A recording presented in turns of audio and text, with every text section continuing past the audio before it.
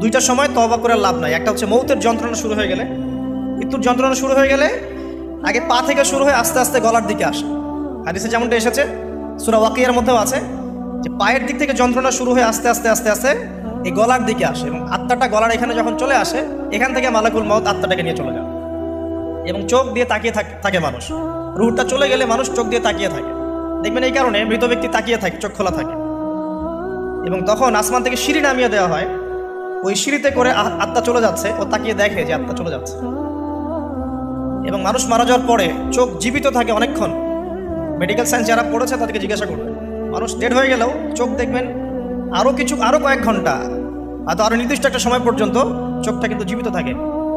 এই জন্যে চোখ বন্ধ করে দিতে হয়। যাই হোক, যেটা বলছিলাম যে মৌতের যন্ত্রণা শুরু হয়ে গেলে তওবা করে লাভ নাই, তওবার দরজা বন্ধ।